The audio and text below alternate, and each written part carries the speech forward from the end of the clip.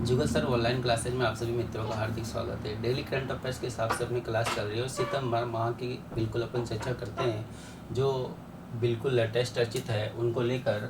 सितंबर माह में सबसे पहले जो बिल्कुल सितंबर माह की शुरुआत होती है उससे ही लेकर अपन चर्चा करेंगे कि 1 से लेकर 7 सितंबर तक, कहाँ तक, 1 से लेकर 7 सितंबर तक संपूर्ण भारत में प्रतिवर्ष पोषण सप्ताह मनाया जाता है। कौन सा सप्ताह? पोषण सप्ताह, जिसे आपने नाम सुना होगा।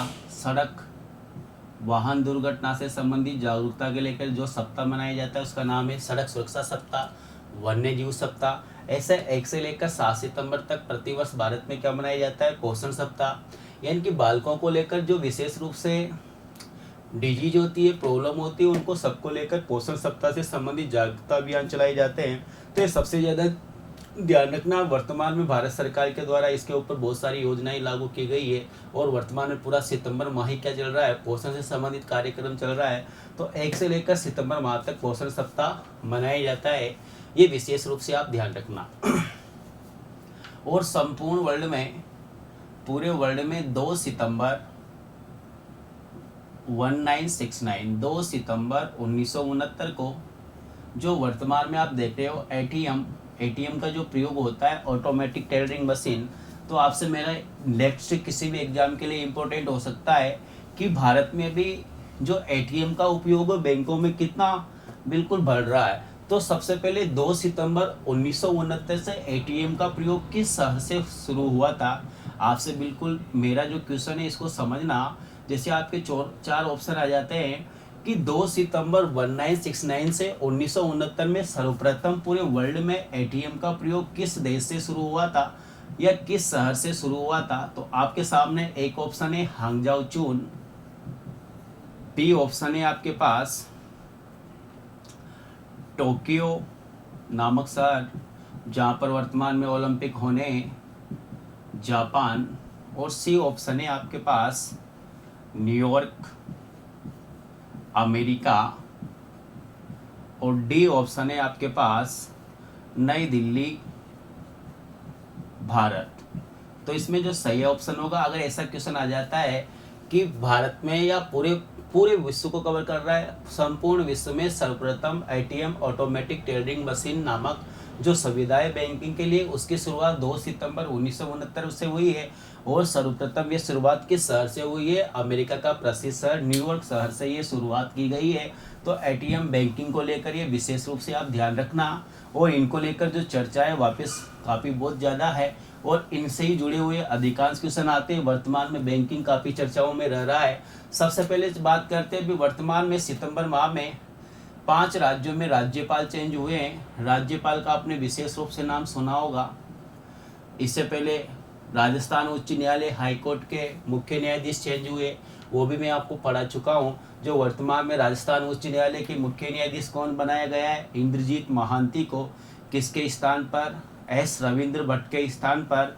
तो वर्तमान में सितंबर माह में भारत के कुछ राज्यों में राज्यपाल चेंज हुए और जुलाई माह में भी राज्यपाल चेंज हुए, जिसमें राजस्थान का भी नाम आता है कि राजस्थान के नवीनतम राज्यपाल कौन होंगे।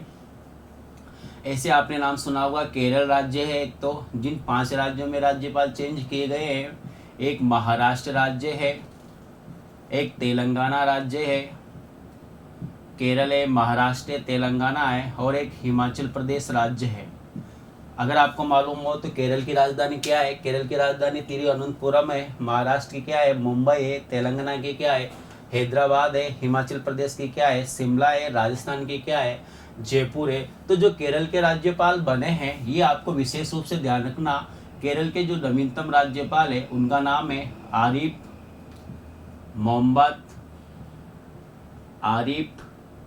मोहम्मद खान। केरल के नवीनतम राज्यपाल कौन है?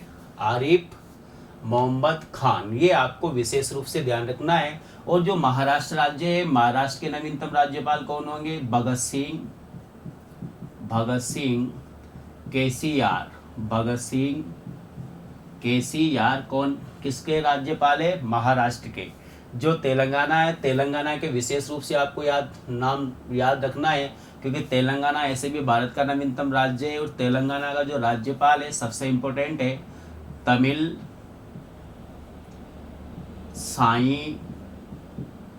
तमिल साई सुंदर राजन। तेलंगाना के राज्यपाल का नाम क्या है? तमिल साई सुंदर राजन। ये विशेष रूप से आपको इम्पोर्टेंट है, ध्यान रखना है। और हिमाचल प्रदेश और राजस्थान दोनों भी काफ़ी रूप से इम्पोर्टेंट है, क्योंकि हिमाचल प्रदेश और जो राजस्थान है ये बिल्कुल चर्चा में रहे हैं अभी सबसे ज़्यादा। और राजस्थान का नवीनतम राज्यपाल किसको बनाया गया? तो राजस्थान के जो नवीनतम राज्यपाल बनाया गया, पहले हिमाचल प्रदेश के राज्यपाल थे कलराज मिश्र, जिनका नाम क्या है? कलराज मिश्र। तो राजस्थान के नवीनतम राज्यपाल कल्याण सिंह के स्थान पर कौन होंगे? कलराज मिश्र, जो किस राज्य के निवासी है? ओडिशा। ओडिशा राज्य के निवासी है। ओडिशा की राजधानी भुवनेश्वर है। बीजू जनता दल के अध्यक्ष नवीन पटनायक वहाँ के वर्तमान में क्या है? सीएम है। और जो हिमाचल प्रदेश के राज्यपाल बनाए गए, पहले कौन था हिमाचल प्रदेश का राज्यपाल? कलराज मिश्र को ट्रांसफर करके किसका बना दिया गया? राजस्थान का। तो हिमाचल प्रदेश के जो राज्यपाल वर्तमान में बचे हैं जिनको बनाया गया, उनका नाम है भंडारू देव दत्तात्रेय। ये विशेष रूप से आपको ध्यान रखना है कि हिमाचल प्रदेश के राज्यपाल कौन है? भंडारू देव दत्तात्रेय। एक बार फिर अपने इनको देख लेते हैं। केरल के राज्यपाल कौन है? आरिफ मोहम्मद खान। महाराष्ट्र के कौन है? भगत सिंह कोश्यारी। तेलंगाना के कौन है? तमिल साई सुंदर राजन। हिमाचल प्रदेश के कौन है? भंडारू देव दत्तात्रेय। राजस्थान के कौन है? कलराज मिश्र। कहाँ के निवासी है? ये बिल्कुल ओडिशा के। जो राज्यपाल है, राज्यपाल जो होता है राज्य में सर्वोच्च, या राजस्थान का प्रथम क्या होता है? किसी भी राज्य का प्रथम नागरिक होता है। जैसे राजस्थान के बारे में आपसे पूछा जाए कि राजस्थान का प्रथम नागरिक कौन है, तो आंसर क्या आएगा? राज्यपाल। और जो किसी भी राज्य में समस्त कार्य किए जाएंगे किसके नाम से किए जाएंगे? राज्यपाल के नाम से किए जाएंगे। तो क्वेश्चन आ जाए कि सितंबर 2019 में कितने राज्यों में 5 राज्यपाल बनाए गए, उनको सम्मिलित कीजिए। कैसे भी आपसे क्वेश्चन पूछा जा सकता है। और जुलाई 2019 में भी कुछ राज्यों में राज्यपाल बनाए गए हैं, तो उनको भी आपको विशेष रूप से ध्यान रखना है। और अधिकांश जो आपके पास राजस्थान के आसपास जुड़े हुए राज्य हैं उनको विशेष रूप से आप ध्यान रखना है। बिहार है, आपका उत्तर प्रदेश है, इधर से छत्तीसगढ़ है, इधर से मध्य प्रदेश है और असम है। इन राज्यों के आपको राज्यपाल, अगर आपको 8-10 राज्यों के राज्यपाल याद है तो कोई सा भी नेक्स्ट एग्जाम हो जो बिल्कुल आने वाला है उसमें राज्यपाल से सम्मिलित करने से क्वेश्चन जरूर आएगा 101%। तो बिहार के जो राज्यपाल है वर्तमान में, उनका नाम क्या है? विशेष रूप से आपको याद रखना है। बिहार के राज्यपाल का नाम है फागू चौहान। क्या नाम है? फागू चौहान। जो उत्तर प्रदेश है, आप सब जानते हो उत्तर प्रदेश का राज्यपाल कौन है? आनंदीबेन पटेल। आनंदीबेन पटेल जो गुजरात की प्रथम महिला क्या है? मुख्यमंत्री भी रह चुकी है और सबसे बुजुर्ग महिला मुख्यमंत्री भी रह चुकी है। वर्तमान में कहाँ के? उत्तर प्रदेश के राज्यपाल है। जो छत्तीसगढ़ है, छत्तीसगढ़ की राज्यपाल है, ये भी आपको विशेष रूप से ध्यान रखना है, अनुसुईया उइके। छत्तीसगढ़ के राज्यपाल का नाम क्या है? अनुसुईया उइके। जो मध्य प्रदेश है, मध्य प्रदेश के राज्यपाल है लालजी टंडन। मध्य प्रदेश के राज्यपाल का नाम क्या है? लालजी टंडन। जो असम है, असम के राज्यपाल है जगदीश मुखी। ये जो जगदीश मुखी है, असम के साथ साथ इनको बिल्कुल वर्तमान में मिजोरम राज्य के भी ये राज्यपाल अतिरिक्त कार्यभार इन्हें दिया गया है। तो विशेष रूप से ध्यान रखना। एक बार फिर मैं आपको बिल्कुल दोहराता हूँ, ये जुलाई 2019 में बनाए गए थे। बिहार के राज्यपाल का नाम क्या है? फागू चौहान। उत्तर प्रदेश के राज्यपाल का नाम क्या है? आनंदीबेन पटेल। छत्तीसगढ़ के राज्यपाल का नाम क्या है? अनुसुईया उइके। मध्य प्रदेश के राज्यपाल का नाम क्या है? लालजी टंडन। असम का राज्यपाल कौन है? जगदीश मुखी। और मध्य प्रदेश का लालजी टंडन है। असम के साथ साथ मिजोरम जो राज्य है, मिजोरम राज्य का अतिरिक्त कार्यभार दिया हुआ है। तो मिजोरम राज्य का राज्यपाल कौन है? वर्तमान में जगदीश मुखी है। तो विशेष रूप से इन राज्यों के भी आप जो जुलाई 2019 में बने हैं उनको भी आपको विशेष रूप से याद रखना है। आपसे पूछ लिया जाए कि जो राज्यपाल है, राज्यपाल का वर्णन किस अनुच्छेद में है, तो आपको विशेष रूप से ध्यान रखना है। राज्यपाल का जो वर्णन आता है वो बिल्कुल अनुच्छेद 152 से प्रारंभ होता है, लेकिन अनुच्छेद 152 में राज्यपाल से संबंधित नहीं है, राज्यपाल से संबंधित राज्यों का वर्णन है, इतना ध्यान रखना है। और राज्यपाल का वर्णन किस अनुच्छेद में, किस आर्टिकल में, अनुच्छेद 153 से राज्यपाल का वर्णन शुरू होता है। और ये जो वर्णन है ये भाग 6 किस में होगा शुरू, भाग 6 में होगा। जैसे भाग 6 लगेगा, पार्ट 6 आएगा, आर्टिकल 152 आएगा, वहाँ से राज्यों का वर्णन हो जाएगा। और वहाँ से फिर किसका वर्णन आया गया है, राज्यपाल का वर्णन किया गया है, जो राज्य किसी भी राज्य का क्या है, सर्वोच्च अधिकारी होता है और प्रमुख सारे कार्य राज्यपाल के नाम से ही किए जाते हैं। तो ये विशेष रूप से आप ध्यान रखना। बिल्कुल प्लीज अपन समझते हैं जो पश्चिम बंगाल है, पश्चिम बंगाल वर्तमान में काफ़ी चर्चा में चल रहा है, दिल्ली चर्चा में चल रहा है, जम्मू कश्मीर चल रहा है, तो इनके भी राज्यपाल देख लेते हैं। पश्चिम बंगाल के जो राज्यपाल है राजस्थान से बिलोंग करते हैं, राजस्थान के निवासी है जगदीप धनखड़। पश्चिम बंगाल के राज्यपाल का नाम क्या है, जगदीप धनखड़, और ये झुंझुनू जिले के हैं।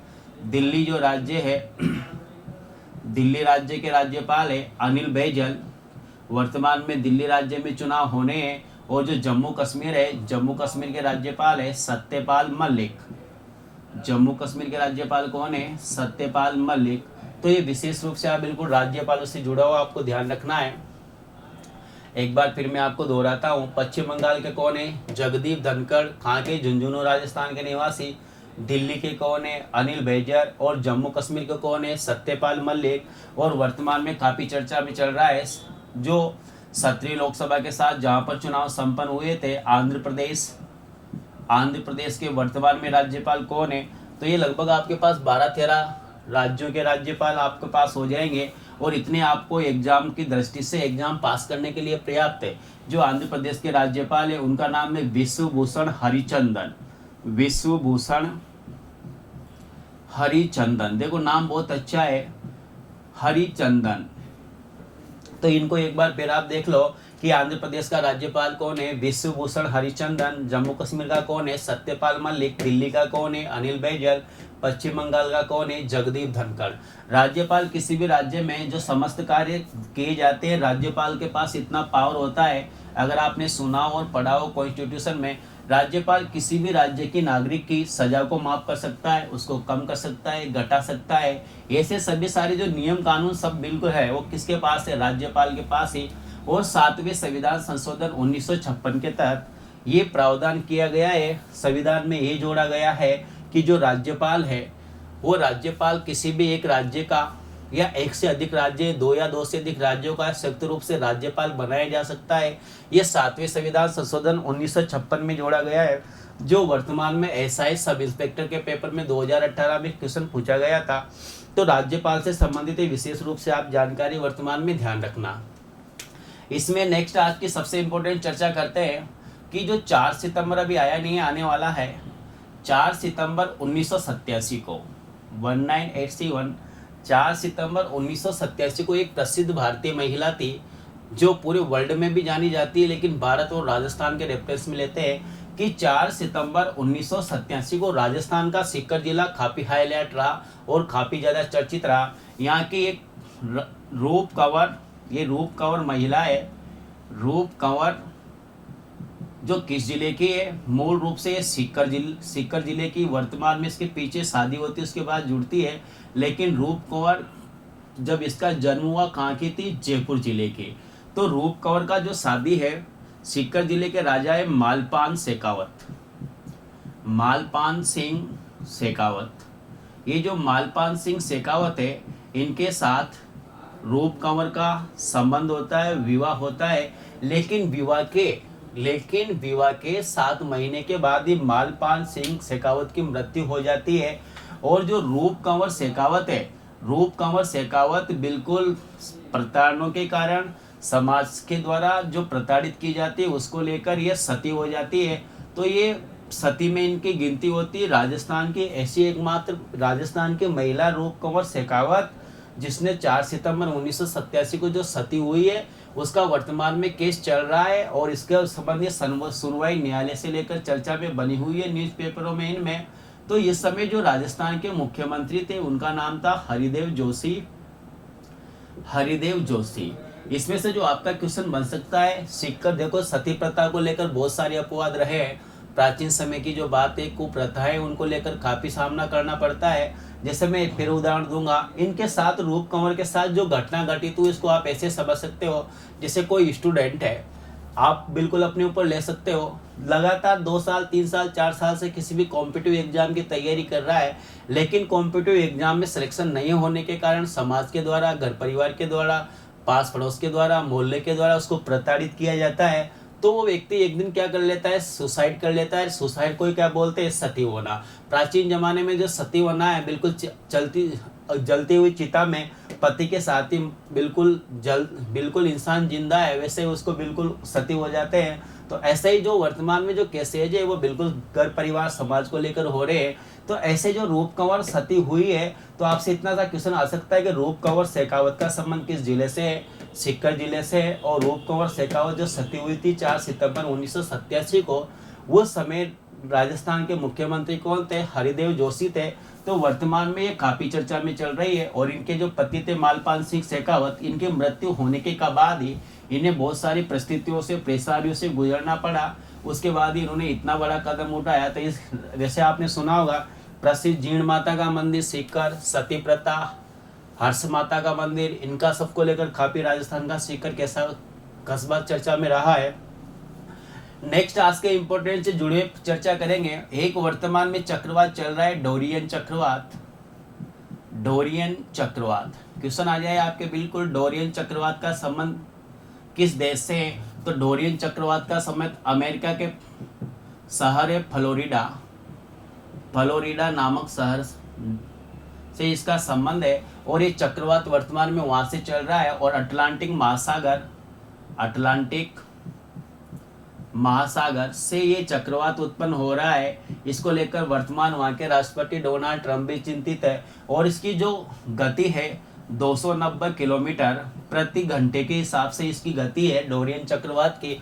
और इस चक्रवात से सर्वाधिक प्रभावित कौन हो रहा है, अमेरिका हो रहा है। अमेरिका में अपार जनधन की इस चक्रवात से हानि हुई है और डोनाल्ड ट्रंप भी इसको लेकर काफी चर्चा में है। तो डोरियन चक्रवात का संबंध किस देश से, अमेरिका से। डोरियन चक्रवात खास किस शहर में उत्पन्न हुआ है, फ्लोरिडा उत्पन्न सबसे ज्यादा प्रभावित हुआ है।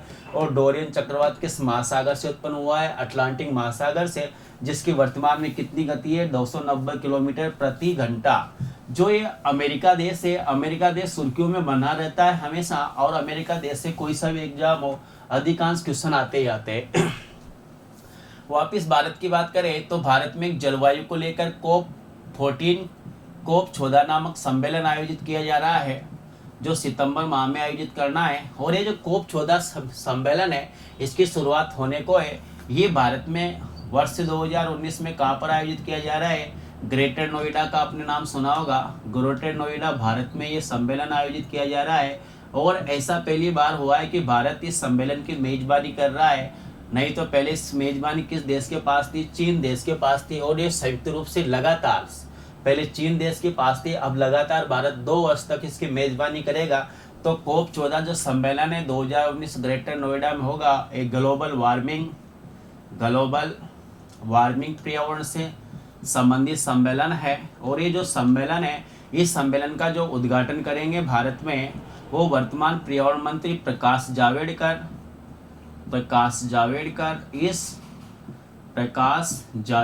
इस सम्मेलन का उद्घाटन करेंगे। और इस सम्मेलन में लगभग कुल जो देश भाग ले रहे हैं वह कुल देश 197 देश इस प्रतियोगिता में, इस सम्मेलन में भाग ले रहे हैं, जिनमें से लगभग 93 पर्यावरण मंत्री सभी देशों के अलग अलग इस सम्मेलन में भाग लेंगे। तो आपको विशेष रूप से ध्यान रखना है COP 14 का सम्मेलन किससे, ग्लोबल वार्मिंग से। COP 14 2019 सम्मेलन सितंबर 2019 में कहाँ पर आयोजित किया जा रहा है, ग्रेटर नोएडा में। और COP 14 जो सम्मेलन कितने कुल देश भाग ले रहे हैं, 197 देश भाग ले रहे हैं। और जो COP 14 सम्मेलन है इसमें कितने देशों के मंत्री पर्यावरण भाग ले रहे हैं, 93 देशों के पर्यावरण मंत्री भाग ले रहे हैं। जो COP 14 सम्मेलन है इसका उद्घाटन कौन करेंगे, वर्तमान भारत के पर्यावरण मंत्री प्रकाश जावड़ेकर के द्वारा इसका उद्घाटन किया जाएगा। पर्यावरण को लेकर इस सम्मेलन में चर्चा की जाएगी। और COP 14 नामक सम्मेलन का पहले उद्घाटन या पहले जो हुआ था किस देश में हुआ था, चीन के। और कौन देश इसका मेजबानी था, चीन। वर्तमान में लगातार 2 बार कौन सा देश इसकी मेजबानी करेगा, भारत देश करेगा तो ग्लोबल वार्मिंग को लेकर वर्तमान में काफ़ी ज़्यादा इफेक्ट देखे जा रहे हैं। ये विशेष रूप से आप बिल्कुल इनको ध्यान रखना है। ये विशेष रूप से इम्पोर्टेंट है किसी भी एग्जाम के लिए। और वर्तमान में आपने नाम सुना होगा केंद्रीय फिल्म प्रसारण मंत्रालय, केंद्रीय फिल्म प्रसारण मंत्रालय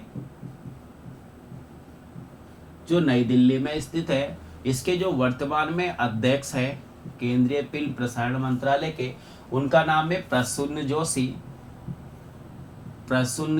अगर आपको विशेष रूप से याद हो तो अंतर्राष्ट्रीय फिल्म महोत्सव का आयोजन नवंबर 2019 में गोवा राज्य में किया जाना है, जो पश्चिमी समुद्र अरब सागर के किनारे गोवा बसा हुआ है। क्षेत्रफल की दृष्टि से भारत का सबसे छोटा राज्य है। उसी गोवा राज्य की बात कर रहे हैं। अंतर्राष्ट्रीय फिल्म महोत्सव का आयोजन नवंबर 2019 में कहाँ पर किया जाएगा? गोवा राज्य में। तो केंद्रीय फिल्म प्रसारण मंत्रालय के जो वर्तमान में अध्यक्ष है, उनका नाम क्या है? प्रसून जोशी। इन्होंने बिल्कुल इस फिल्म महोत्सव के लिए एक लोगो से संबंधित एक लोगो है, जिसको अपन आदर्श वाक्य बोल सकते हैं। ऑनलाइन बिल्कुल इसके लिए सूची मांगी थी, तो इस जो ऑनलाइन लोगो केंद्रीय फिल्म मंत्रालय को भेजा गया है, जिसका पसंद आया है, उनका नाम है रोहित देवगन।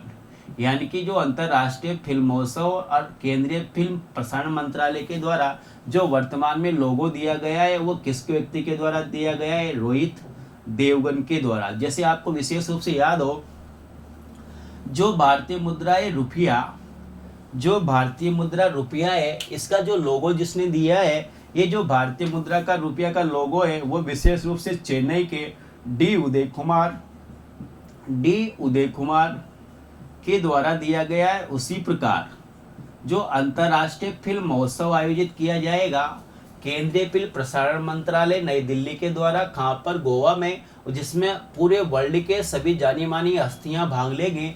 तो इसके अध्यक्ष वर्तमान में कौन है? केंद्रीय फिल्म प्रसारण मंत्रालय के प्रसून जोशी। और ये लोगो जिस व्यक्ति का पसंद आया, उसका नाम क्या है? रोहित देवगन। जैसे भारतीय मुद्रा रुपया और उसका लोगो क्या था? डी उदय कुमार के द्वारा सेट किया था। इसी प्रकार ये आपको विशेष रूप से ध्यान रखना है। और आपने नाम सुना होगा राजी मूवी और गली बॉय मूवी, और ऐसी बहुत सारी मूवियाँ हैं जिनको कहाँ पर?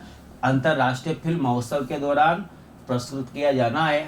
अब इसमें आज के न्यूज़पेपर को लेकर चर्चा में बना हुआ इंडिया। आपने सुना होगा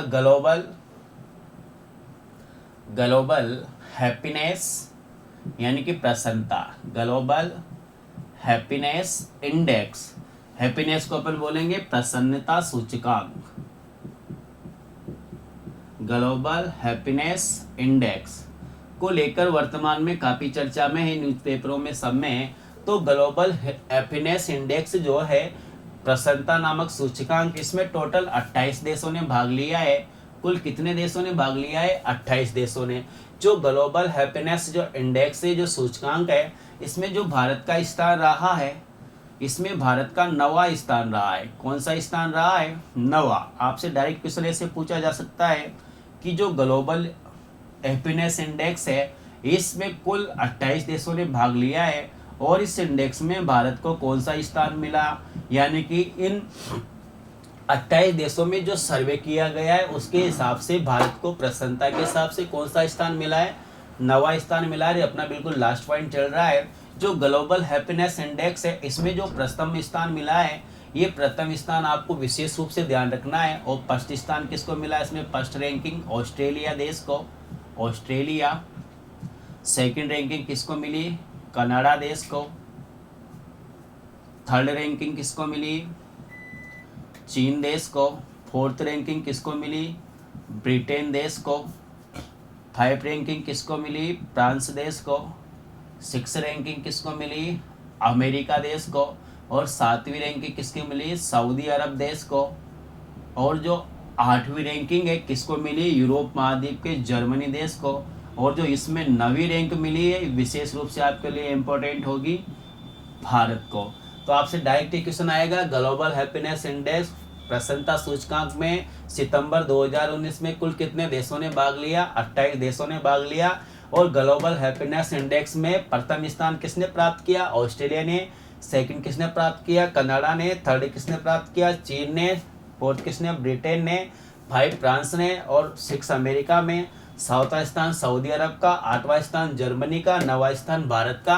तो विशेष रूप से आज के लिए आपका जो इम्पोर्टेंट होगा, ग्लोबल हैप्पीनेस इंडेक्स प्रसन्नता सूचकांक में भारत को कौन सा स्थान मिला है, 9वां स्थान। और सारा आपको बिल्कुल सामने, ये आज का अपना डेली करंट अफेयर के हिसाब से वीडियो था। आप इस वीडियो को अधिक से अधिक लाइक करें और शेयर करें। थैंक्स।